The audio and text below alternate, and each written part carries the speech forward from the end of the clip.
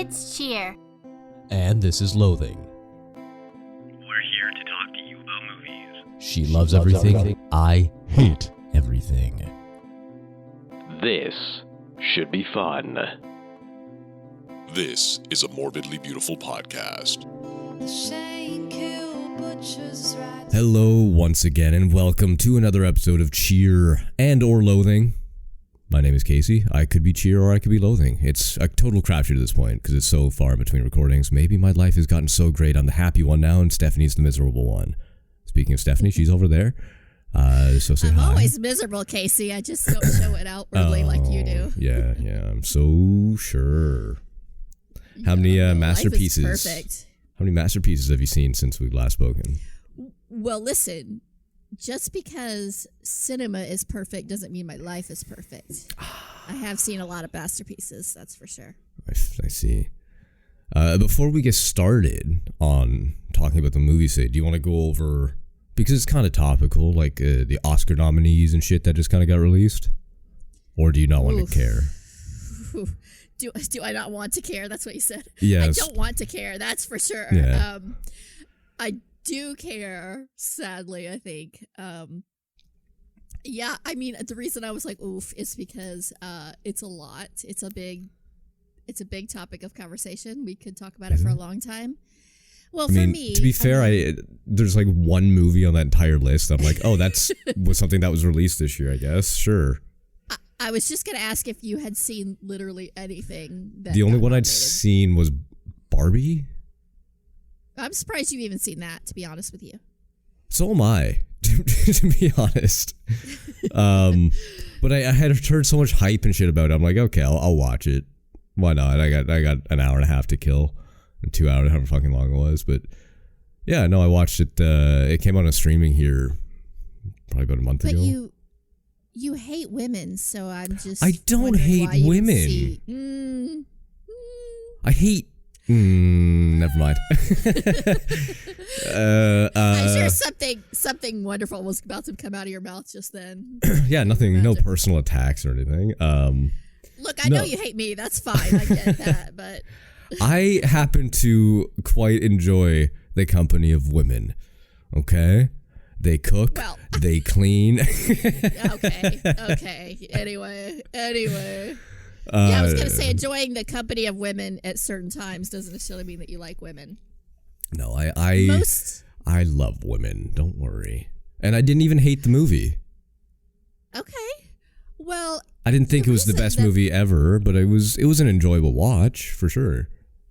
The reason why I was like, oof, is because there's a lot of controversy around the Oscars and the nomination process and who gets snubbed versus who gets included and all of that. And it's hard because, like, on one hand, so I'll say a very, very quick little diatribe and then I'll move on. On one hand, it's like it was more inclusive than it's ever been, which yay for that. But then it just sucks that, like, whenever something happens where it's like, oh my God, they nominated a black person, like, we're all supposed to be like, oh, this is amazing. And I'm like, it's so sad. I mean, it's great. Don't get me wrong, but it's so sad that we're in a situation where it's like anytime it's not a, white male, it's somehow we're supposed to just be so, so, so grateful.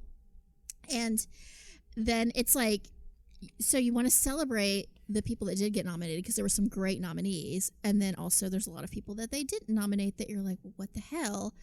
And then it's like, when you look into what the nomination process is like and how expensive it is to even be really considered, it's just, it's not a fair playing ground at all. And so that's really upsetting because there's a lot of great films that don't get recognition that they deserve.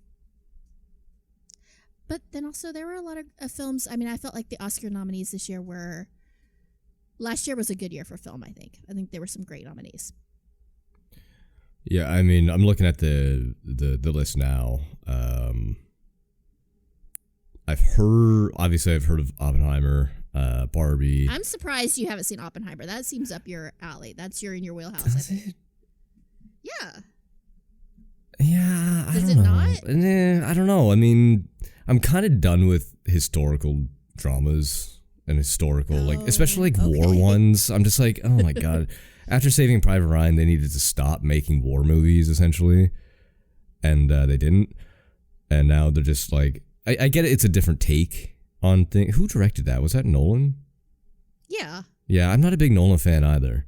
Oh shit. Okay. Well. Like, I know he gets a lot of like praise and stuff for being some special director. I can't.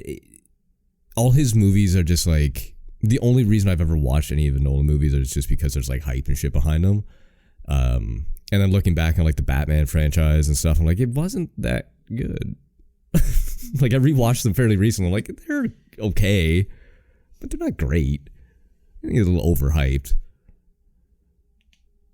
But yeah, I don't know. And then I don't know. Yeah, I haven't seen a whole lot of movies this year. It's been a crazy fucking year. So, Well, you hardly ever. Come on, you never see a lot of movies. that's not entirely true. Kind of. You're not really a movie guy, which is so funny that we're doing a What movie. do you mean I'm not a podcast, movie guy? I love movies. I just like specific movies. That's all. Yeah. Well. I'm picky with my movies. Okay.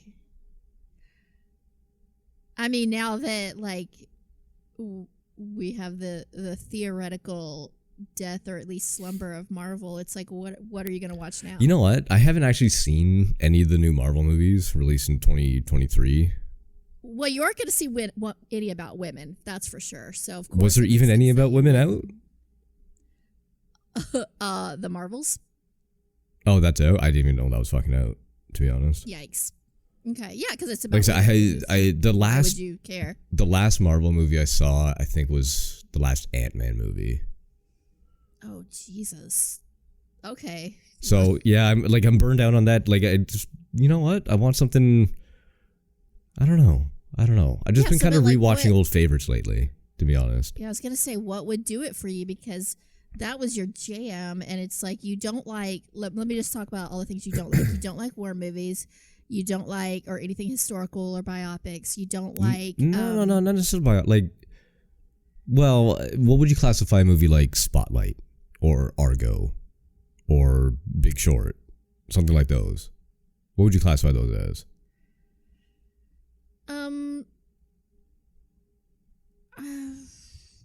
What? Well, I mean, they're reality-based dramas, I guess. Yeah, I don't know. Like, I've been watching a lot of those. I don't know. Rewatching a lot of what those the word lately. is. I'm a fan of those. Like, Spotlight's probably my favorite movie of all time. So, but yeah, I don't know. Like I said, it's also been a weird year for me. So, entertainment has been kind of put on the back burner a little bit. It's funny because like I'm sort of the opposite in that like the worse things are for me, the more I'm like I need movies, because it is like it's like comfort food for me. It's the thing that it's my Escape. what's the word? Yeah, it's like my crutch. It's like the thing that I use when I'm not in a great place. Like, okay, well at least we have movies and tattoos, you know. Yeah, well, they're both very expensive nowadays, but one's marginally more expensive, you could say, Yeah, and that's the going to the tattoos are not movies. cheap. Yeah. Yeah, I don't know. I mean, Oscar season, it used to be a big thing for me, but now I just don't care anymore. I do. I mean, I know a lot of people don't care. The way I feel about movies, so it's a big deal for me. Even if I get mad at the Oscars, which I do a lot. I get mad for the nominees. I get mad for who wins. But I have this thing where I will try to make sure that I've seen at least, at a minimum, at least all of the Best Picture nominees. Mm. And then, I try to branch out as much as I can from there. I think this year it's going to be pretty easy because there's very few actual nominees. Like, you have a handful of films that are nominated for everything. So if you watch like the Best Picture, you're pretty much like covering almost all bases, the categories. Yeah. Which, there's problems with that as well. But yeah, I'll be watching everything and we'll see. I don't know what to expect this year. I'm expecting, honestly, Oppenheimer wins everything. Really? Mm-hmm. Okay. Yeah. Most people are expecting that. But, we've been surprised before. Yeah. That's fair. I mean, the two movies we're talking about today, I'm surprised never won any Oscars, to be completely honest. Yeah. Or nominated for. Yeah. Yeah. Well, you know how much the Academy loves horror. It's weird that they wouldn't have celebrated. The Exorcist, that it was only like 40 years ago, 50 years ago. That's the thing with the Academy is they do something one time and we're like, everything's changing, and then for the next like 20 years they don't. Like, if it's like when Jordan Peele won for Get Out and we were like, oh my god, like this is a game changer, and then hasn't gotten nominated for anything since. And well, but I mean, just because you can't take it on history, you gotta take it on merit of the year. Just because he directed one good movie doesn't mean the next movie he did was going to be good. But you can't they just were. Us his Nope. His subsequent films I didn't like were great. Nope. Nope was meh. Okay. Well, you're mad. But so. okay, but I mean that's the thing. Like, was it Oscar worthy though? I don't. Right? Like that's the thing. Like, okay, you got to take it on merit. Anyway, let's segue into what we're going to talk about today. Yeah. What do you want to talk about first? Well, this is your theme, and so I think you should drive the ship. Okay. I think there's probably going to be more to talk about with the second movie, which is how we usually do it. Like the first one, we're like, yeah, okay, this is a movie, and then the second one's like, okay, now we're going to shoot each other in the face. Which one do you think we're going to have less to talk about? I think we're going to have less to talk about on Jason X. Oh, I disagree, but okay. Okay. I mean, we could talk about Saw first. I'm just saying, like. Well, that's what I mean. Like, that's why I think we should do Saw second, because I think I think we're gonna have more to talk about on Saw. Okay. This is an X-rated theme, not X-rated, but I had to say it because it was X. It's an X theme, and yes. Jason X and Saw X. Yeah. Very, like 20 years apart. These movies are. 2002. Before we get started, yeah. What do you want? I need to tell you that I know. Okay, Jesus, Lord. So when we first started recording this show, 20 years ago, yeah, I used to always come to the table with pages of notes. Like I took copious notes, and I was very, very prepared, and I had all kinds of things to say. 90% of which I never got a chance to say, but I was very prepared. And I have like no notes. I'm just like winging it now, and I feel like that's the new norm, where I just sort of show up and I'm like, so what movies did we watch? What the hell are we talking about? I don't know if that's better or worse. I like it. That's the first good thing you've done for this podcast. I don't know. Fuck you. I don't know if I'm just more comfortable or I just care less. Like, I'm not sure which one of those it is, but it could be both. I mean, the less you care about something, the more comfortable you get with it, to be honest. Probably. But I'm just like, it'll be fine. I'll just wing it. But it's weird to me to not have notes, because I have extensive thoughts on both of these films. I'm sure you do. Yeah. Okay, well, so like, we can do Saw first, for sure. You want to start with I thought we were going to do Jason first and Saw last. Oh, Jesus. Sorry. Yes, I'm sorry. Jeez. Okay. I think it's just because my brain is like never there. That's Saw understandable. First. Yeah, okay. Smooth brain, nothing for the ideas to stick through. Can we talk about how I would love to put you in a Saw trap? Oh, and God, and don't how I tempt me with a fantasize good about time. what that trap would look like. Oh, that'd be amazing. So Jason first. Jason first. Get this right? Yes. Jason first. We'll go and think of it in chronological. It was the first released, first to talk about, if that makes it easier for you. Yeah, I feel like I'm just like in reverse chronological. Like, you talk about the newest one first, and then you go backwards. Anyway, yeah, Jason's fine. Jason X. So, have you looked up its Rotten Tomato stuff? By chance? No, that's your job, dude. I know. But I'm just wondering if you have, because I'm going to ask you what you think the scores are. No, I really like We'll play a little game. I like to be surprised by you. I like you to educate me during the podcast. You don't get much of a chance to do that, so. You don't want to play a game? I'll play a game, but I can't even, like Jason X, those scores are not going to be high. Maybe you'll be surprised. Oof. What do you think Well, the critic score is? I don't know, like 22%, Okay, what do you think the audience score is? 64. Well, you're not even close on the audience score. You're not too bad on the critic score. And these are two scores that are actually relatively close, which is weird for us. It's 19 and 25%. Shit. Yeah, I mean, I knew the critic. I thought the audiences, well, yeah. Here's the thing on, let me say something really fast on Jason X since we're talking about scores. Mm-hmm. I feel like this is one of those films that when it came out, everyone was like, what a steaming pile of shit. And then, like, it's had a bit of a, I don't want to say a critical reassessment, but I feel like when I talk to people these days, more people are like, actually, it's like super fun and really campy in the best possible way. And I feel like people look at it a little differently, but I guess that makes sense that, like, if those ratings are mostly based on when it was released, I know it got a shit ton of hate. I can't. Yeah. I don't know if there's a. Yeah, 2004, 2002, 2002, 2002, 2002. Yeah, they're all the newest ones from 2004. So I think that makes sense because, like I said, I think I feel like everyone hated this movie when it came out, but I feel like a lot of people really like it now, and I don't know why it's so different. But yeah, I don't know. I want to say probably the first Friday the 13th movie or Jason movie I'd ever seen. In 2002, I would have been like, I don't know. What the hell? You saw this one first? This was like I was like 14 when this came out. Oh, and it was like the cool new horror movie. And I'm just like trying to imagine what that experience is like for this to be your first introduction to Jason Voorhees.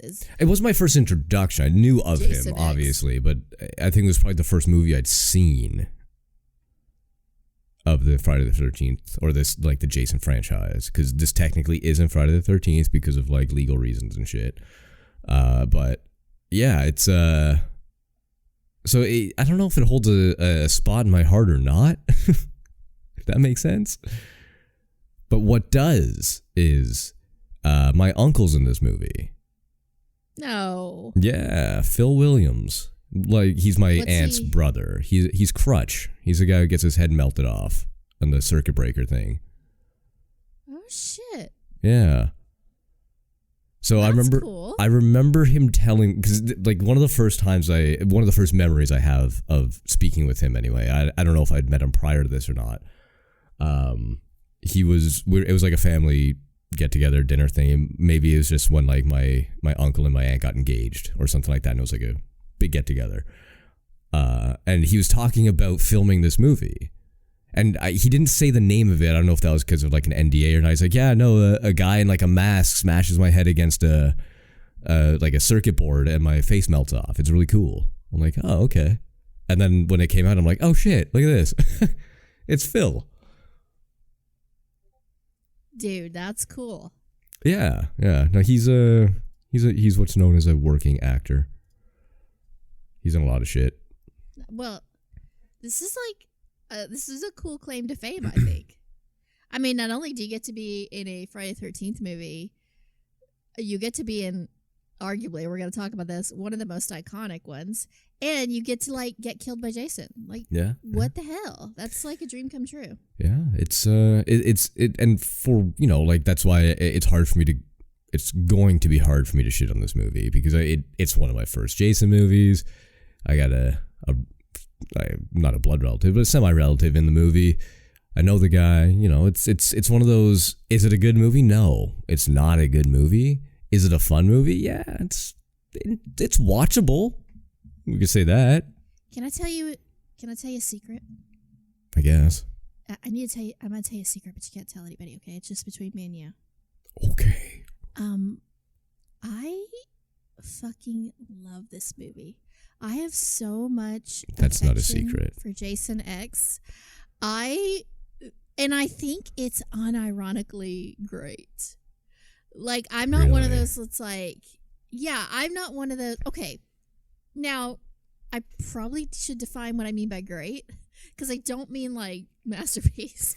I don't mean like oh my God, this is cinematic perfection. I just mean, for what it is and what it's trying to be, it fucking like nails it across the board. Like, it is exactly what it wants to be and needs to be, and it's spot on, I think. And I never understood why everybody was like, this is absolute garbage. I get it. I get why people would not like it. But I feel like it's one of the most fun films in the franchise and one of the most fun slasher films. And it's infinitely rewatchable. Every time I rewatch it, I'm like, yep. You know, like, I get it. I get why I think, because, you know, I keep expecting to rewatch it and be like, oh, okay. Actually, Stephanie, you know, you're crazy. But no, I rewatched it for this podcast and I was like, this is fucking fun. I love this film. Was this the last one they made before, like, the reboot? This is, I might fuck this up because I need to look this up. I think this is before Freddy versus Jason. Oh, I think you're right. Yeah. But I was meant more like a standalone. But yeah, no, you're. Yeah. I think Freddy versus Jason was like 2006. Then it's been 15 years since we've had anything Friday the 13th because of. Oh no, Freddy versus Jason was 2003, so just the next year. That doesn't feel right. Huh? But here we are. 2003 sounds right. Yeah, that does sound right to me, actually. It doesn't. When you said that, it does. But it doesn't feel like it was that close to Jason X in terms of release. I mean, again, this was we're talking 20 years ago, but. No, I think I remember that, and I remember like it being such a like great time to be alive. You know, it was just like, holy shit, like this is so fucking fun. You know? Yeah, I mean, they were both very fun movies, we could say. But yeah, Jason X. I have a hard time with, I guess, the feel of the movie. Like, I can't tell if it is. When they started making this, if they're like, this is a serious horror Jason movie, or if they're like, this is supposed to be like this. You know what I mean? I cannot imagine any world where they weren't very aware of what they were doing, especially when you get towards the end of this film, because it goes off the fucking rails in terms of how campy and ridiculous it is. And I feel like they had to have been like, they had to have been in on the joke. I don't think that was like, if you try to make a serious film, then I can understand where it's like, oh guys, like you really kind of screw the pooch on this one. Mm-hmm. But like to have unintentionally made such a campy fun film is like, I don't know, it seems very difficult to do, and it's almost like they deserve more praise if it was an accident than if it was intentional, because I feel like it had to have been very purposeful. Yeah, I'm trying to think back to like the marketing, and obviously like I can't remember that. But I feel like when it came out, the idea was that it's a scary horror movie, not like kind of this pseudo thing that they have going on. And I can't remember it completely, but I remember seeing it and being like, this isn't scary, this isn't a horror movie. I don't know, I feel like it is. I feel like it does a really good job of bringing the camp, but also like you do get some pretty fun Jason kills. In fact, I would argue that there's some really good ones. One of the best kills in the franchise is in this one, and you get it like right off the bat, which is really like bold, and I kind of love it that they almost open the film with one of their best kills. Mm-hmm. And you're like, oh shit, okay, I see you, I'm here with you. Yeah, I like I said, I don't hate this movie. It's hard to hate this movie.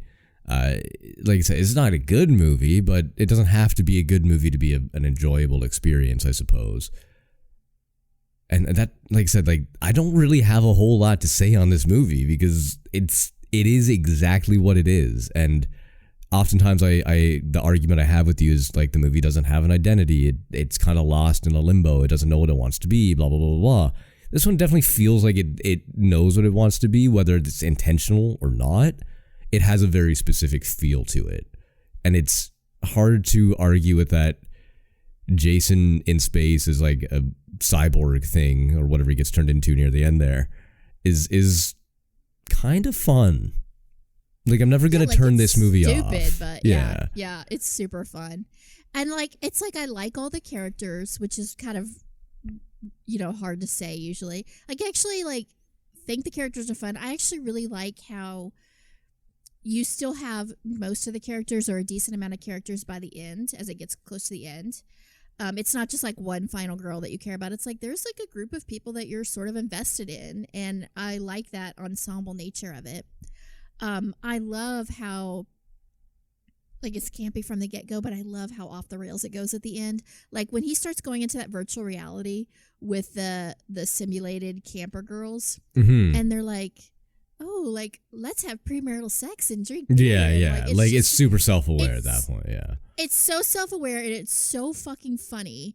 And then you've got Jason, like, flying through space, like, coming towards the window, and it's just... And then the end of it where, like, it's the guy, like, attacks Jason in space, and then they're, like, floating into space together. Mm-hmm. I mean, it's so stupid. It's so stupid, but, like, in the best possible way. It's just, like, I had a smile from ear to ear pretty much the entire time. I was never bored.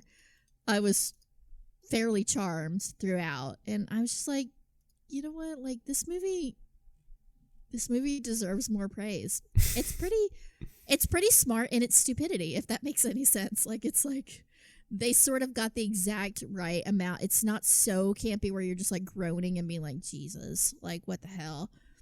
Where Jason in space should be way shittier than this is. Mm-hmm. But it's actually really, it's like, it's sort of like what Jason Takes Manhattan is, but like way better. Yeah, it definitely has that same sort of vibe, yeah. Yeah. Yeah, I can see that. Yeah. Where Jason Takes Manhattan is like, people love it because I think it's so terrible. Yeah, it's like he's ironic, in Manhattan so for like 38 seconds of the movie. Yeah. It should be Jason Takes a Boat, but whatever. It's so ridiculous. I did take a mental note during one early scene in this film, where it made me think of you. Oh, well, I know I'm always on your mind, though, so. Always on my mind. So, when they're talking about... Because this is way in the future. And, like, Jason's been frozen for, I don't know how many years, but, like, I can't remember at what year they're in. I didn't take a note of that, but they're... Yeah, it's like 20... Do you remember? 2130 or some stupid thing like that? It's crazy. It's, like, ridiculously far in the future. It's not like... 1984. It's like the distant year of 2012. Yeah, and there's a girl who is like on the ship who was frozen in around like whatever year this was made, like early 2000s. And she gets unthawed in way, way, way in the future, and they're sort of talking about like what's happened since then, and they find I can't remember how they set it up, but they like find like he's wearing a hockey mask and nobody knows what the hell it is. And somebody's like, and she's like, it's some sort of like weird ventilation device or something. And one of the guys is like, no, it's a hockey mask.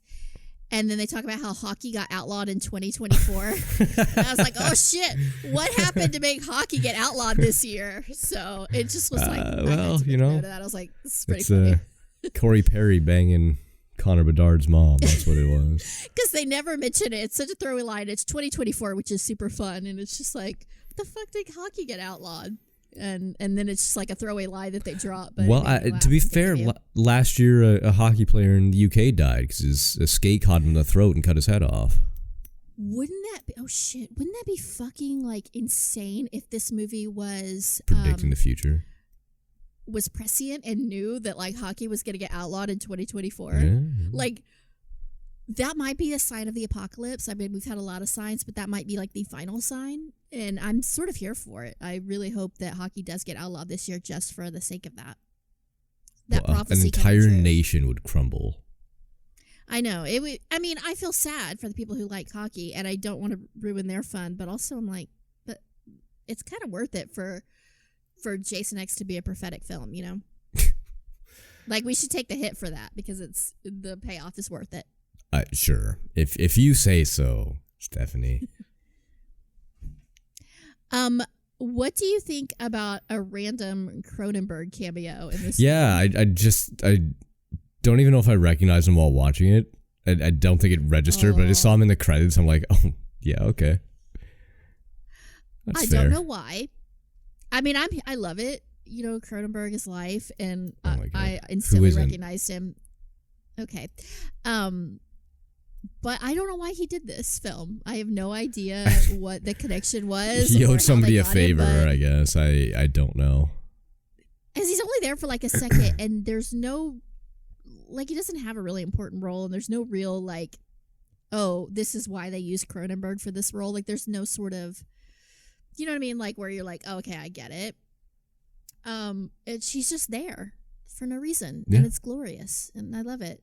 And this film is full of, like, weird shit like that. I mean, it might be because it was filmed in Toronto. And he's from Toronto. Maybe. And he's like, hey, a Jason movie in Toronto.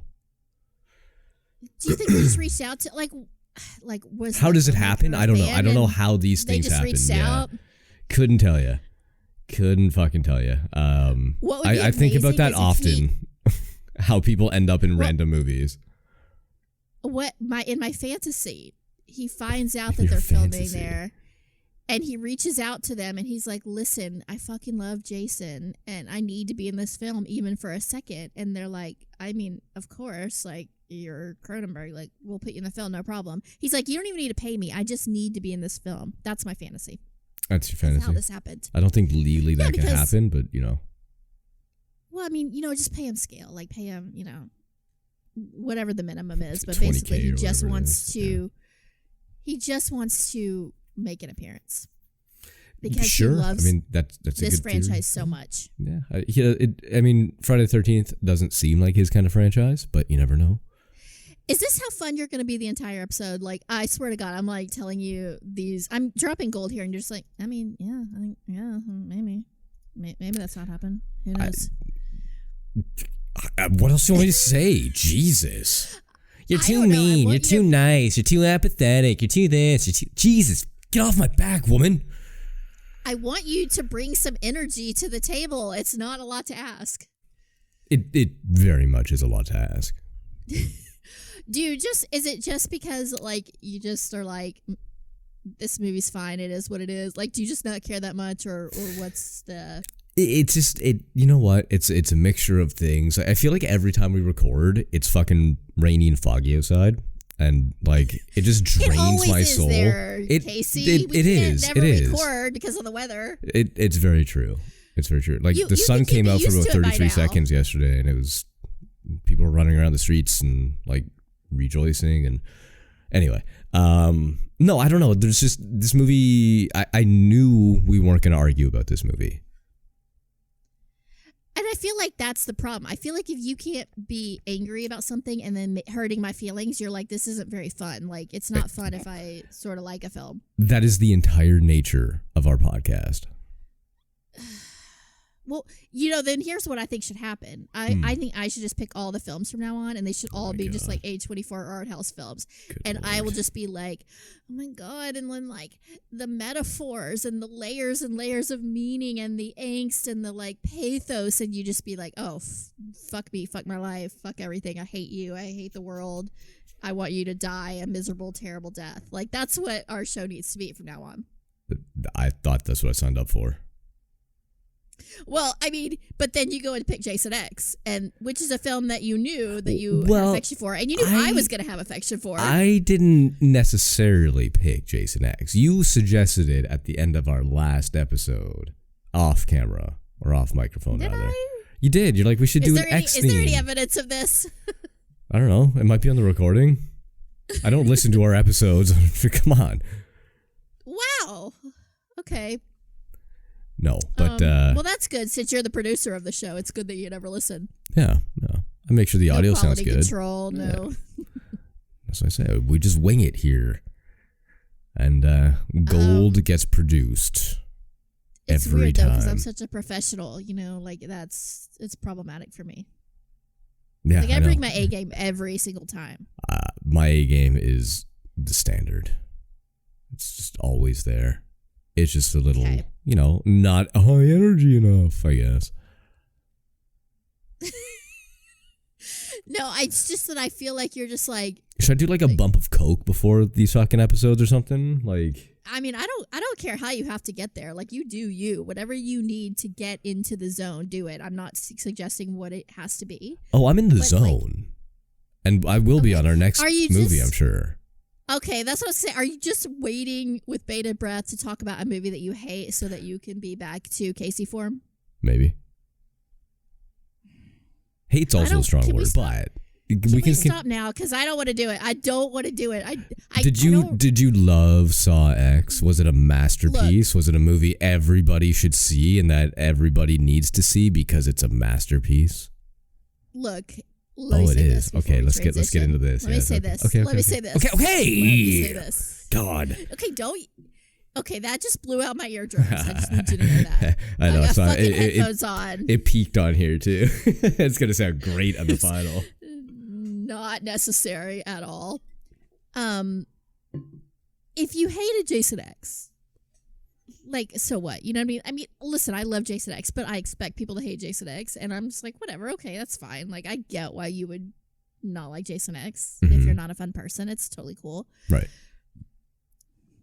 But I am going to care about your hatred for Saw X because completely unwarranted. Okay. I mean, I guess let's get into it since, like, I feel like we've said we could talk about Jason X some more, and I'm sort of sad we're shortchanging. We can talk about Jason X. What do you want to say about Jason X? No, tell me. I don't want to say no. I don't want to because you're not being fun about it. If I agree with you, I'm not being fun. It's kind of like what you're saying here. You long for me to agree with you, and then you're like, "Oh my god, this is boring. Shut up. Let's move on." But not like this is how you agree with me. You're like, yeah. I mean, sure. Yeah. I mean, I guess. Yeah. Right. That's how you agree with me. That's not fun. Oh my God. If you're gonna agree with me, I want you to be like, "Oh my god, yes." And let me tell you what else I love. This is the scene I loved, or this is what was cool about it, or this is what I took away from it. You're just like, yeah. I mean, yeah.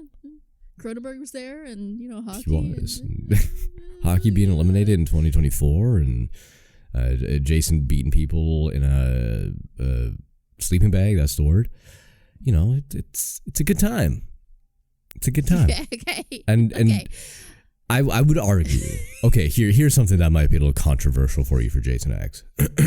Okay. I would argue if I were to introduce the Friday the 13th franchise to somebody today, I would probably show them Jason X.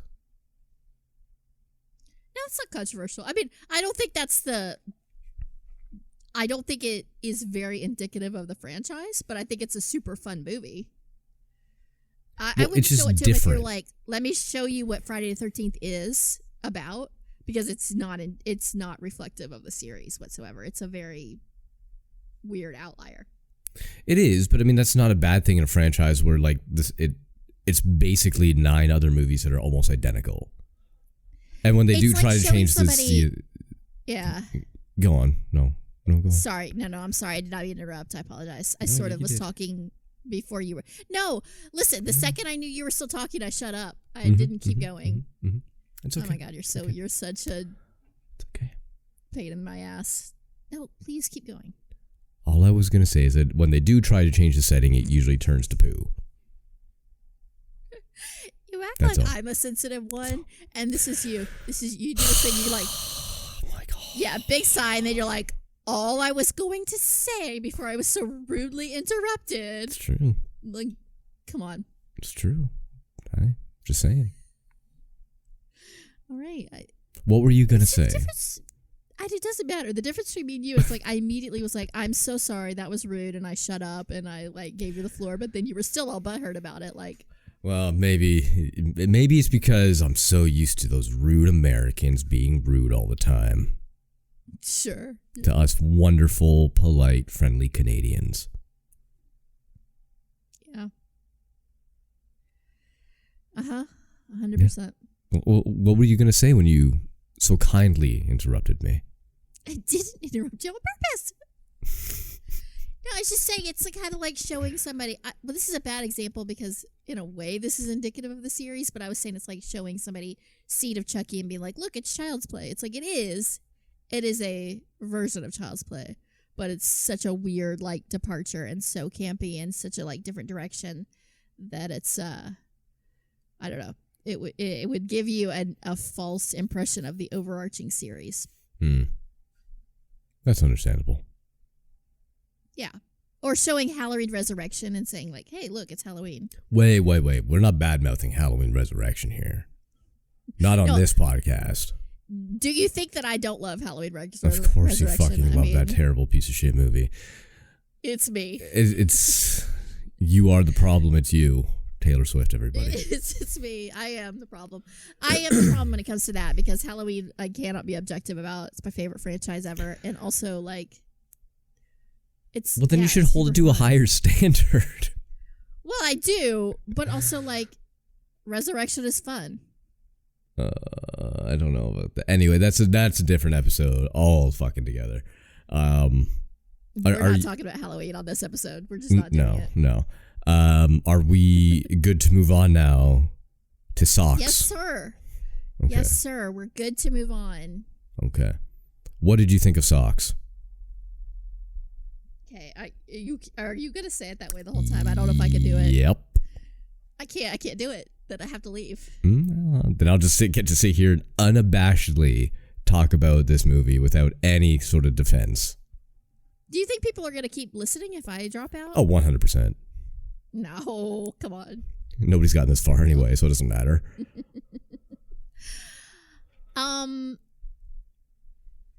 I can't believe, let me just say this, I can't believe you're about to shit on this film because I can't believe, maybe if I didn't know that you were a Saw devotee, like if you're somebody who didn't like Saw, I'd be like, okay, that seems fine that you don't like Saw X, but if you love Saw, the franchise, which I know you do, especially early Saw, the fact that you didn't love Saw X is going to blow my mind because that doesn't compute in my brain. I think it's a brilliant return to form for a franchise that I have a ton of affection for, and I loved it. I think they absolutely nailed it, 100%. Why? I think, well, there's a lot of reasons why. I have a ton of notes. Well, I didn't write anything down, but I have a ton of like mental notes. Yeah, I had you just did like a whole diatribe about you not writing notes, and then it's just like you hear. mental notes. Hold on, I don't have any notes, guys. No, I don't have anything written down. I'm just saying like there's a lot of reasons, but let me give you. I'll give you the top reason now, which is kind of what I just said. Is that I think they did a great job of stripping it down and going back to what made Saw great originally, like when it first came out, and how the first 2, 3 were just so fucking good and so mind-blowing. I think they, from there, so I love the Saw franchise, and I never was like, oh, fuck Saw at a certain point, but I get it. Like, it definitely got more and more complicated. More and more like, there's just too much going on. It was less and less about what kind of made it great in the original. And so, like, I understood why people were like, yeah, okay, like, Saw, we're sort of done with it. But I think that they were so smart to just, instead of trying to do something new, because I think that's just sort of what Spiral did. They're like, okay, well, why don't we take it in a different direction? Let's see if we can mix it up.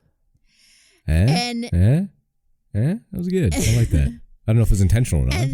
But and I think this one, they were just like, okay, instead of that, why don't we just think about what made Saw great in the beginning and let's try to recreate that magic. And I think they like really nailed it. So that's my high level of why I think it's great. I have multiple other reasons besides that, but I first want to shut up for a second and find out why you don't like it. So I look at a movie like this, which is part of a franchise, and if this were a standalone horror movie, it would have been fine. But because it is part of at this point, I assume 10 movies deep with X. really smart of you. I know. Assess I that. kind of lost track of how many Saw movies there were, to be honest. But I wanted to add something, and this added absolutely nothing to the franchise, in my opinion. Like, the whole scam aspect of it wasn't the reason he started killing. He had already been established before that. This takes place between movie 1 and 2, or 2 and 3, or something like that. So it didn't add anything for me. It wasn't a bad movie. It did the cardinal sin that I always talk about that movies do when they're not bad, they're not great, they're mediocre, and they're forgettable. There was nothing in this movie that really made me go, ooh. I mean, yeah, the kills were gruesome, and the torture was, it was cruel, I suppose, but ultimately if this is named anything else, it's a fine movie. It's Saw X. It needs to add something to the franchise, which this didn't do, and it also kind of, in my opinion, falls back into the trap of, oh, we had a really, really great character that we didn't expect this franchise to go on so long, so we killed him off kind of early in it. Now we got to keep kind of retconning him into places just because he's the only draw factor that we have to the movie or the franchise anymore. And it's the whole, let the dead guy be dead. We don't need him back. Mm-hmm. As awesome as Tobin Bell is and as Jigsaw, it's just like, how many more movies are you going to pigeonhole this motherfucker into? See, I would argue that this is the best that we've ever seen John Kramer. Oh, yeah, I'm not saying his performance is bad. Don't get me wrong. He's great in all the movies he's in. It's just he's unnecessary in these movies now. I disagree. I don't. And this is what happens when movies run out of fucking shit to do. They bring back old characters.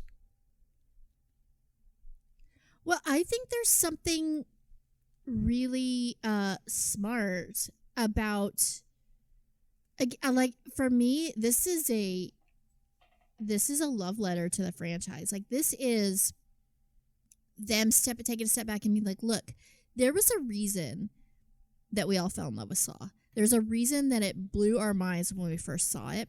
And it was the simplicity of it. There was such beauty in how sort of stripped down it was. And they, as it went along, kept adding and adding, and it got more and more complicated and more layers. And again, I never stopped liking Saw. I think it's one of my favorite franchises. I think it's super fun. But I mean, the criticisms are fair for where the franchise sort of evolved. But to take a step back and be like, look, people love this franchise and they want to see another film, but let's kind of go back and honor what they really love about this series, what made it stand out in the first place, the characters that were so strong that we created. Let's kind of go back and honor that. And I think that's why it was so well received and such a huge hit, is because it really did speak to, it was fan service, but in the best possible way.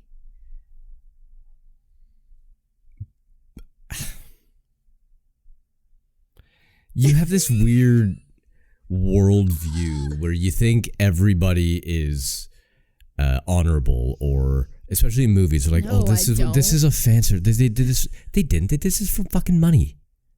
Everything's for money. Yeah, but I mean, bringing back these characters that we haven't seen. Well, I can't remember if.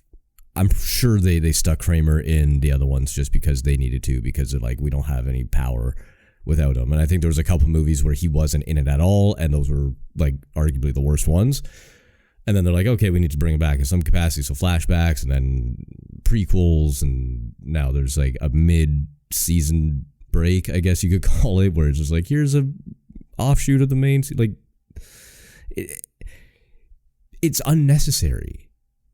It's unnecessary. And the fact that they keep bringing back characters that have nothing to do with the franchise anymore is just desperation. Okay, two things. You can call it what you want, but it's more cynical than that. I'm going to. Okay, two things I'm going to say to that.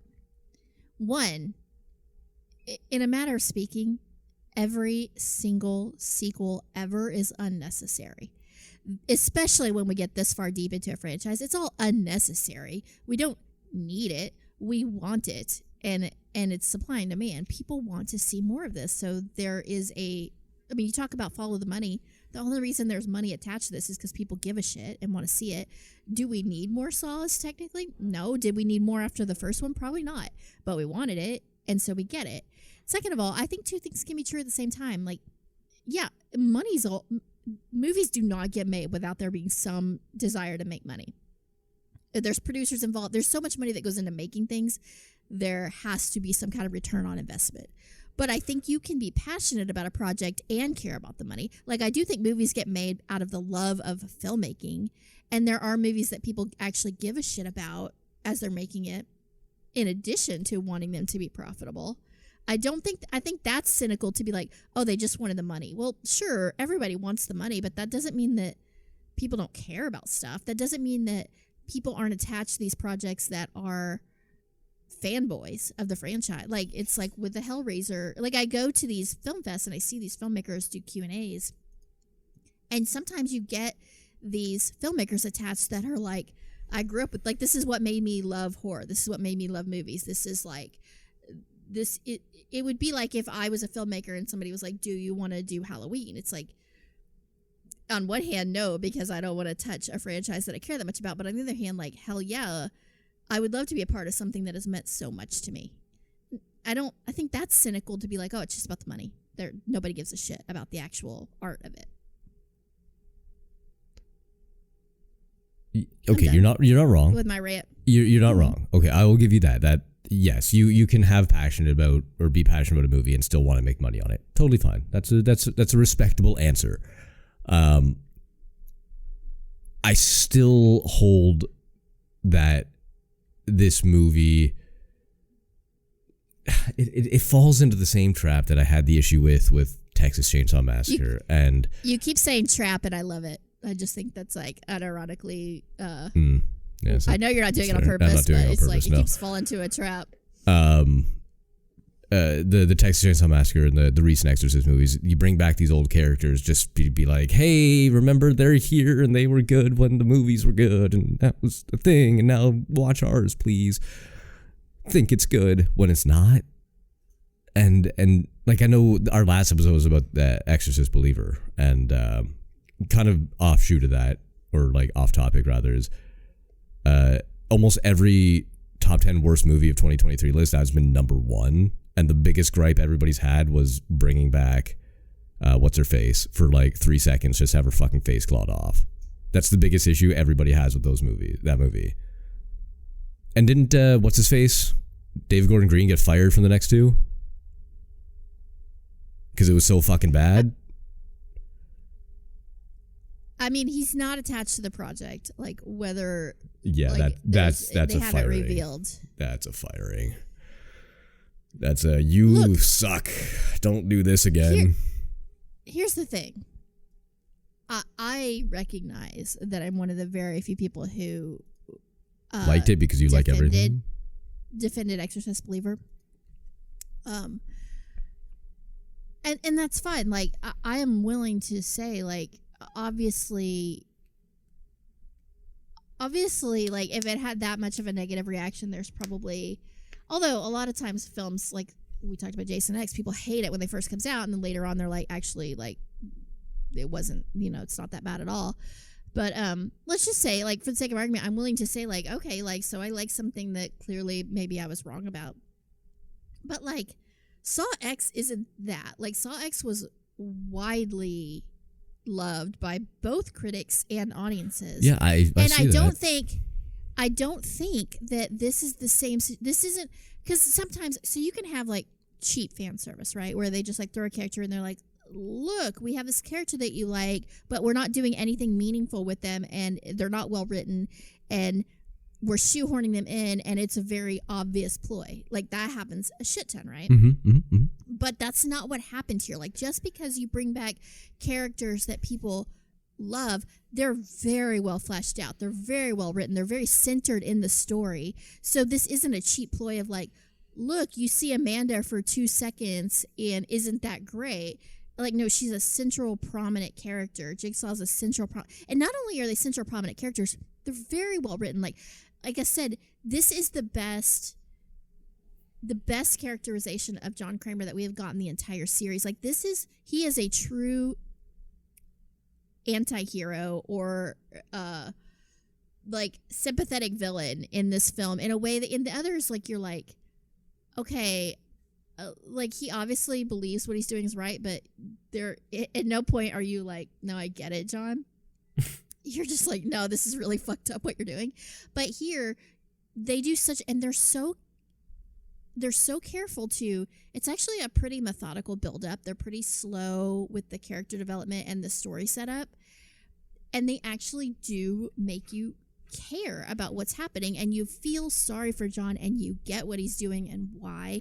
And you aren't on this situation where you're like, okay, John, this is really fucked up. You're like, yeah, like, this, I get why you're doing this. This makes a lot of sense. And so to that effect, like, it's not just like, oh, we need John for like a flashback, or we need him for like whatever, because people love him. It's like, no, they actually took the time to honor these characters. So I don't think you can compare it. I think I can. And just because okay. Well, no, just because he's not a flash in the pan doesn't mean it's not still just having him there for the sake of having him there. Just you can create an entire movie around a character that doesn't need to be a movie just for the sake of making a movie. It's whether it's a 2-second cameo or a 90-minute flick, it's still, it didn't add anything to his backstory. Yeah, it was a good performance, and sure, again, like, the movie was fine as a own movie, as a standalone thing, but it doesn't change his motivations. It compounds them. Maybe, like, it gives him more motivation, whatever. It doesn't really matter, because for the next X amount of movies, it still kills people. It doesn't give him a change of heart. It doesn't give him a change of attitude. It doesn't change anything past or present in any of the Saw movies. So like I said, when I said this is almost like a spin-off of, like, the show Invincible, where they have the fucking the chick's character has like 3 episodes to herself, and I forget what it's called, Adam Eve or whatever her name is. It's like having that. It doesn't really play anything into the Invincible franchise, but it's cool to get to know her a little bit better and her backstory and whatnot, but it doesn't impact the past, the present, or the future of the franchise at all. So when I mean it's a throwaway, it is literally that. It's fine as it is, but if you're trying to say it's so character development and it's got this great arc and it does this, that, and it doesn't. It's just a movie that doesn't really have a place in the Saw franchise. I'm done. Well, I mean, I don't know what else to say other than I vehemently disagree with you. Okay, well, take this movie away. It's not made. What changes in the Saw franchise? Well, again, I would argue, like... Nothing. Well, first of all, I do think, so they're going back and they're, filling in story, right? But they're doing that with the purpose of laying foundation for taking the franchise in a new direction. But rather than just like completely spinning it off into something completely new and crazy, they went back and like did this film that really honored its roots, gave you more depth. I would argue that it does add to the characterization. It definitely makes you way more on John Kramer's side and on Amanda's side, and you understand their dynamics of their relationship. That's assuming... sorry, I'll forget this point. You can keep going in a sec, but that's assuming you already don't sympathize with John Kramer's character. I'm sorry, did you just interrupt me? Yeah, I did. Like huffy puffy, like. But I did apologize immediately, and I said.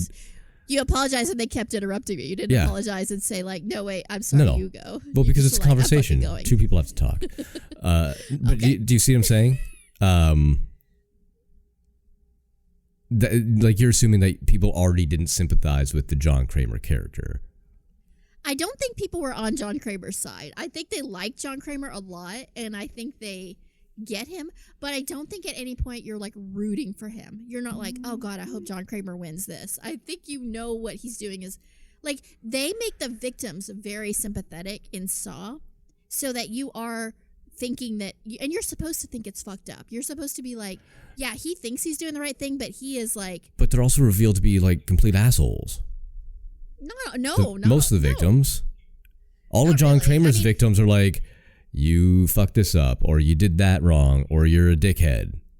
But they're so like, the reasons are so lightweight. It's honestly not until, I think it's Hoffman starts killing that you get characters that are actually despicable. Like you get Nazis and shit. But like with John Kramer, it's like his whole thing is like you're not valuing your life enough. You're not like you're not grateful enough to be alive. It's not that you're a horrible person or that you're a monster or that you fucking like did something atrocious. It's just that like at the most, and when it comes to Saw, it's like maybe you're a little unscrupulous, but like it's not people for the most part in that franchise that you're just like, oh, this is a fucking pedophile, this is a, child killer or whatever. Yeah, let's like make them suffer in the worst possible way. It's just not a franchise that's like that. So you just kind of like contradicted your own point then, because in this movie there's like character development and like these victims are assholes. They're cunty scumbags, right? Like they're the worst of the worst. They're preying on cancer victims and they're scamming them out of hundreds of thousands of dollars, right? So if this takes place between Saw 1 and 2, then why isn't the victims from 2, 3, 4, 5, or however many that Kramer's involved in, why aren't they now like the complete douchey assholes that deserve this? Why are they still like the guy who had a speeding ticket? Because I think if it's such a character development is what I mean. Well, it's character. I don't have to development's the right word. I'm trying to think of what the right word is. It's like character enlightenment. Like it's showing you more to the character. It's showing you another side with no payoff. I think he started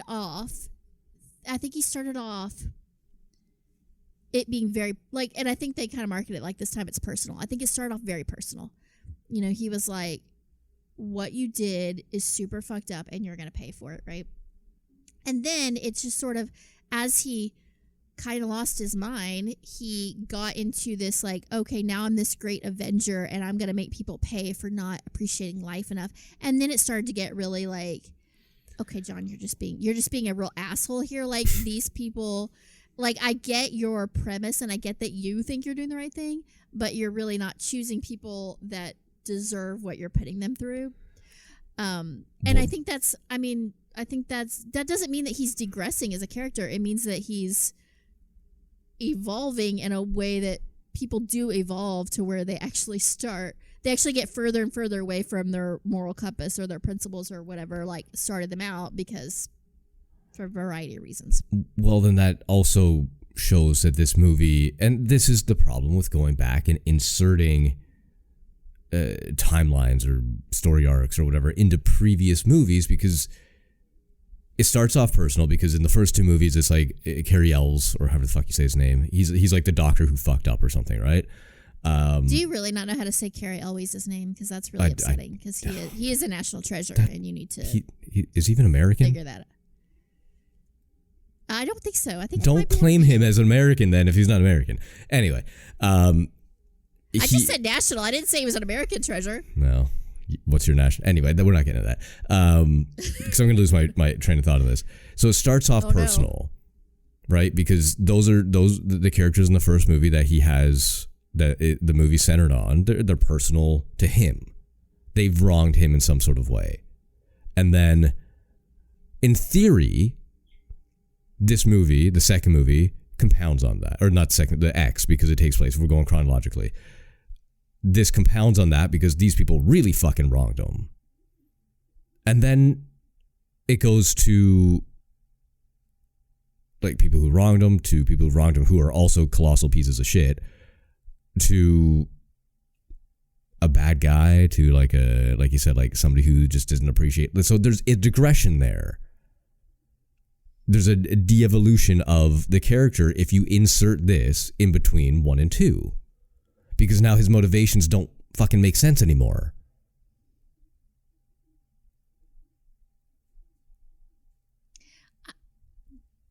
I disagree. How do you that's like going from, that's like saying, okay, so we have the Avengers franchise, right? You have movie 1, 2, 3, 4, 5, 7, 8, right? And then you take Endgame and put it after Avengers 1. And then you bring Thanos back later, and he's like, he goes from like, I'm gonna bring balance to the universe, snap. And then it's like, that's his big motivation. But then it goes to like, oh, I'm just gonna kick people who had parking tickets. You're going like in a huge crescendo into nothing if you're inserting this where it is. You think this would be like, okay, if this is gonna be the big character development, the big character arc for John Kramer, then surely he has to go bigger and better from here if he's going to evolve as a character and a killer or whatever. You can't go from being like these international scam artists who are taking hundreds of thousands of dollars from dying people to that guy ran a red light and caused a car accident. I think there's something very interesting. I think we see this a lot. There's something the reason I disagree, let me try to explain it. There's something very interesting about seeing a character's deterioration. Like seeing them go from, and you see this a lot, like they start off with like a very, moral, purposed, like driven character. And then the further they get into it, the further away they seem to get from that, like what drove them in the first place. And I think Kramer loses his way. Like, I don't think he would ever like necessarily say that, but I think that you could like look at it and be like, okay, like John Kramer, like this is a very extreme trap for somebody who has committed a fairly minor offense. Like in his mind, it's not a minor offense, right? He's still convinced that like the greatest offense is to not appreciate your life, whatever that looks like to him. But I think you are seeing a man's deterioration because he's obviously got this like brain cancer and he's obviously like kind of losing his shit. And this is just taking you back and saying like, this is kind of where he started from. And I don't think that takes away from where he goes. I think it's an interesting journey and you're kind of on this journey with this character. I think it's really cool to see this very sympathetic side of him. I think it's very, very cool to see a movie where I am literally like cheering at every turn for the villains of the series. But this isn't because Jigsaw, the movie Jigsaw, was like a prequel to the first one, right? He shows sympathy in that one too. Like it's not like it's a new thing for him. You can even argue that his whole entire character is sympathetic in the sense that he gives these people a chance to reevaluate their lives. It's a terrible, I'm not saying he's doing it right, but I'm saying he thinks that, but he's not really doing that. That's the thing. Yeah, but the difference he is seriously like fucks up Amanda. But they also explore this with, I think it's Hoffman's character, where he's like, there always has to be a chance, and if they get out, then they deserve to live. Whereas Hoffman's like, there's no chance. Like, even if they get out, I'm going to fucking shoot him in the head, sort of thing. So he doesn't back down on his morals. Like, it's so ironic because like Hoffman is choosing characters who deserve to die, but he's not giving them a chance to live. So he sort of is breaking the Saw code, but also like doing a better job of the Saw code. Well, he's going like Dexter at that point. Who like, it's vengeful in a way that is deserving. But I think that's interesting because these characters are complicated and it's not black and white. There's like all kinds of shades of gray. And this is what I love about John Kramer, because he always thinks that he is like, in his mind, his moral compass is unshakable. Like he knows exactly what he's doing, why he's doing it. He genuinely believes that he is giving people a chance to redeem themselves and to have this rebirth.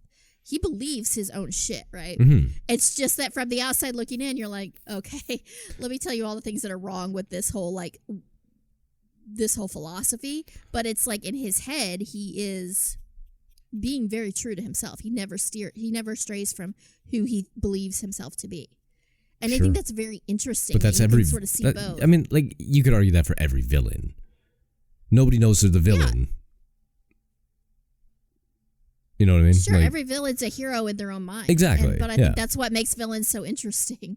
And I think this is basically like a villain origin story. I would think that you would fucking love it. Well, it's not a villain because they've already done the origin story. This is just another piece thrown in. And that's my biggest issue with it. If this were the first one, if this was like the origin story and this is why he started it, perfect. I would take that 100%. But this is, he's already known. She even goes, "Oh, you're the Jigsaw killer," or whatever. It's already known who he is. It's already known. He's established his backstory. And now this is just like, whatever. Who cares? It's another killing that doesn't affect the rest of the story or the rest of the franchise at all. It has no bearing on it. And I think they wanted this to do a prequel, but they're like, fuck, we already did a prequel. We can't do like another origin story. I think they just wanted to reset the franchise. But how is this resetting the franchise? I don't understand that, because it takes place between two movies that are like dead set in the middle. Like, it's not like, how are you going to spin off from this? How are you going to evolve from this? How are you going to expand the franchise from this movie, which is basically an episode in a season? Well, you're about to find that out, because there's going to be another one coming out this year, and you're going to see what. Well, of course there is, because it's Saw, and they take 45 minutes to film, and then you can release them every year. The reason I think it's like a reset is like, you can't reset the franchise. He's dead. He's dead. You can't reset the franchise with the same character. You can't retcon that. All right. But no, I do you see where I'm coming from though? Like, there's absolutely, how do you unless you continue to be like, okay, now this one takes place between after this one, but before Saw 2, halfway through Saw 3. Like, it's just gonna be a fucking mess if they keep doing it like this.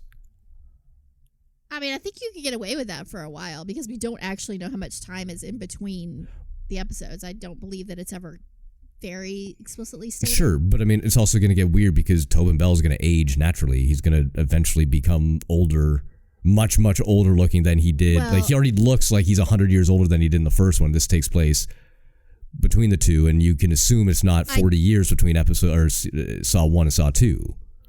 Because they've established he's got 3 months to live. I do think that they are going to start to place more emphasis on the apprentices as opposed to John Kramer. But then it's just going to turn into the later Saw movies, which is what the later Saw movies are. Well, I think that they're basically going to try to take the best of the earlier Saw movies and mix it with what was good and fun about the later ones, and that's why it's kind of a reset. It's like, let's try to do what we tried to do before, but let's try not to like fuck it up so much. Let's right, but they will, because eventually John Kramer can't be in it anymore because he's dead. Well, and then they're going to run into the same issue where it's like, okay, great, we have a new Jigsaw killer. It didn't work with Spiral. It didn't work with Saw 6, 7, 8, 9. It's not going to work again. It's the definition of insanity. They're going to try doing the same fucking thing over and over again and see if it works when it doesn't. I mean, I disagree for two reasons. One, I would argue that this did fucking work based on reception and how much it made and how... Yeah, it was a good movie. I have nothing... my issue with this, and I don't think anybody who or the majority of people who put an audience score in or did a review, critic review on Rotten Tomatoes had the same sort of what does this add to the rest of the franchise? I think a lot of them went, this was a good movie. It was fine. There's nothing wrong with the movie. I enjoyed the movie. It's what it represents is what pisses me off about it. I mean, what did Jason X add to the franchise? It's a fucking fun movie, and it's people want it when you love a franchise. But there's not the same continuity in a Jason or Friday the 13th. It's Jason dies, Jason comes back. Jason dies, Jason comes back. Jason dies, Jason comes back.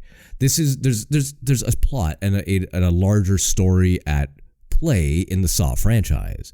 It's not it's just more complicated.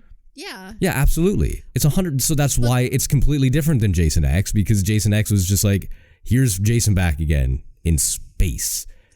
And this is like Jigsaw. The equivalent would be like, this is Jigsaw in space. That's not what's happening here. Here's the thing. I feel like you're punishing a franchise for trying to be smart and thoughtful with its timeline, as opposed to, because both Friday the 13th and Halloween, God bless it, I love the franchise. Halloween has like 4 different timelines, maybe more than that. Well, yeah, at this point, yeah. And like goes completely off the, like, they don't even fucking try. They're just like, whatever, let's just like, Laurie's a sister, she's not a sister, she's like, let's just change the entire backstory and fucking spin it off in a different direction because we can and we want to. And Friday the 13th does the same shit, and it's like, but they're that's different. A mess. Yeah, that's a goddamn mess. They're different. Like, this franchise is trying to be really smart and thoughtful with their, and look, okay, at the end of the day, do they want to reboot it? I mean, essentially, they're trying to reboot the franchise, even though it's a sequel, prequel or whatever. Do they want to reboot it because it was a profitable franchise and people love it and they want butts in the seat? Absolutely. Yeah, I mean, Saw's going to always be profitable. That's going to continue to happen with Halloween, with Friday the 13th. Now that they're out of legal shit, like, expect to see a shit ton of stuff around that franchise and people trying to reimagine it and reboot it and spin it off in different directions. That's going to fucking happen. Of course. And sure, that's about the bottom line. Like, there's demand, so there's going to be supply. But I think they deserve props for, they had a very difficult challenge with this franchise that you don't have with a lot of other franchises, because it is so intricately wound and it is linear and there are so many, there's such a defined timeline, and trying to be like, okay, how do we go back to what worked and unwind some of the bullshit a little bit, but still not totally throw it out and still be respectful of the timeline? And how do we, like, they had all these challenges, and the fact that they, I think, absolutely nailed it given what they were dealing with. I did not expect to, when I went into Saw X, I was excited to see it for sure. Did not expect to be like that blown away by it. Yes, you did. I did not. No. You're blown away by fucking paper towel commercials. Enjoying something is not the same thing as being blown away by. Like, I've enjoyed all of the Saw movies. I've not been blown away. Like, I've clearly been like, okay, well, it's not great, but like, it's fun and whatever. Like, I was actually blown away by this. I thought it was very well done. Surprisingly well done, in my opinion, for what we were dealing with. Like I said, it was a good movie. If it were a standalone, it would have been a good movie. And I said this already. I have no issues with the movie. The movie was fine. It's what it represents. And like you said, trying to go back and do like a soft reboot, requel, whatever you want to call it, it's not going to work in the long run. And it can even ruin the remaining good movies in the Saw franchise by doing something like this. Because if you're expected to believe that he goes from this to like killing a guy for parking tickets, you got some brain issues going on. Because it doesn't make sense. Well, it makes sense because this is a personal thing. Like, but so is the first one. He's getting vengeance right now. He's not trying to teach them a lesson. This is vengeance. Well, then why? Then that goes against his whole character mythos, and it just. No, it means he's like. No, it doesn't, because the first movie, the movie was. None of us are just one thing. But he's so stingent in his beliefs that he is kind of that one thing. He doesn't kill indiscriminately. He has a code. He has his moral compass, or whatever you want to call it. He still has a code here. He's still putting them in traps that he believes they can get out of if they want to. Yeah. And even though I think we can argue how get outofable these traps are, how survivable they are. in his head, he's still following his code. He's just doing it for personal reasons. Right. But I think he, in his brain, has still convinced himself that this is still part of his. Like, the thing is, the only thing that matters is what he has convinced himself of. It doesn't actually matter what the actual facts are, because as humans, we do things based on our own worldview, our own narrow, myopic perspective. And as long as we think we're doing the right thing, then it's true to our character. And how many, like, have you ever done something that is out of character for you, or that people would be like, well, that doesn't seem like Casey? Like, I've done plenty of shit that people are like, wow, I wouldn't have expected you to do that or think that or whatever. Like, we don't, that's the saying, we aren't just this one thing where we never veer from our path. It's like we're always core to who we are, but we still make choices that are out of character, or we, especially when we're having an emotional reaction to something. Like, he's having a reaction based on like rage and betrayal and hurt and devastation and all of these things. And like, yeah, he's going to have a reaction. He's not, this isn't the methodical side of him. This is the emotional side of him.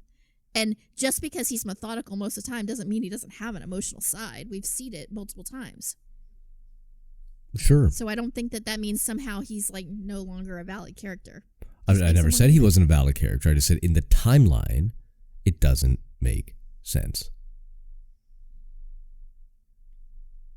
In where they have established this movie to be, it doesn't make sense.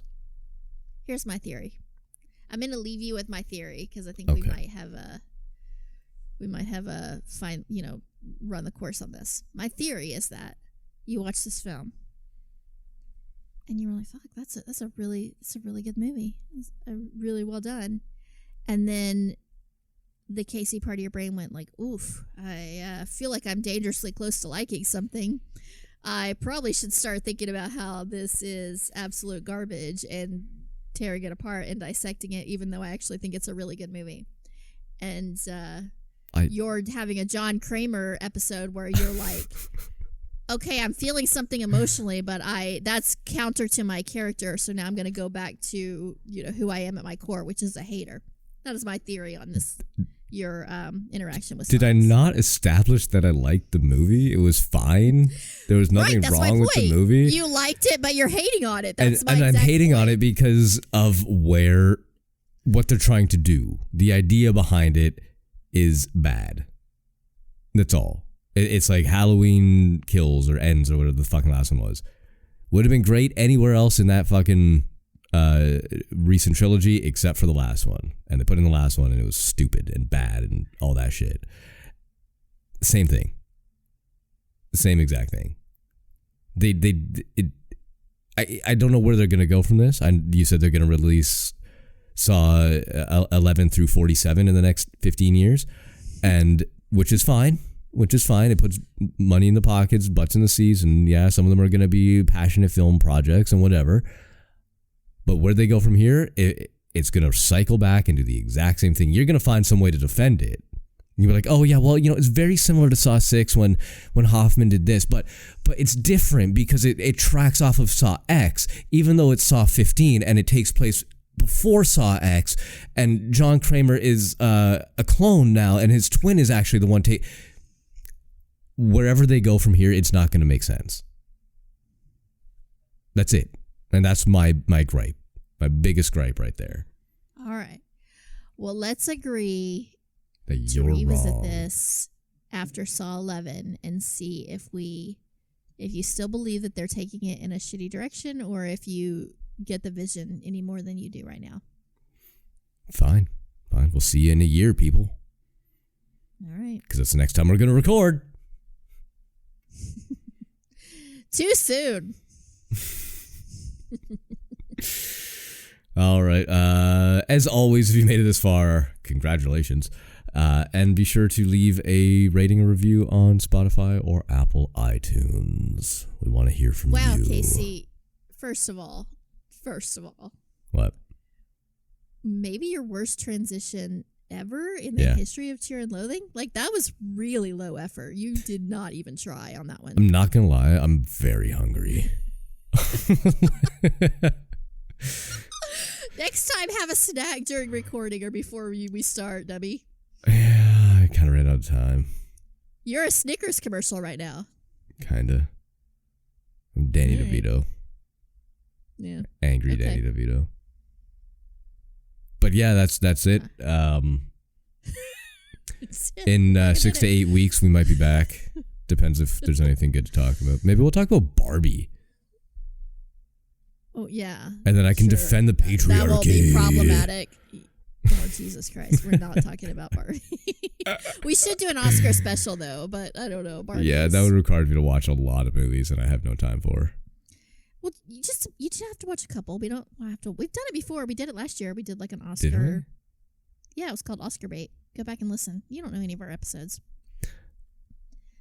Last year felt like 15 years ago for me at this point. So yeah, true story. But anyway, this was this was not fun, but we did it. We were here, so it was a thing that happened, and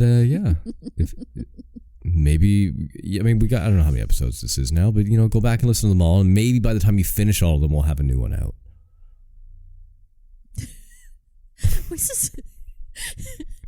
I love how we just we're really good at promoting the show. Like it's a real ringing endorsement for people to tune in or give a shit. We're like, I don't know, it fucking sucks, and maybe we'll be back, maybe we won't. Who the hell knows? I'm hungry. I am hungry. The end. Goodbye. Bye.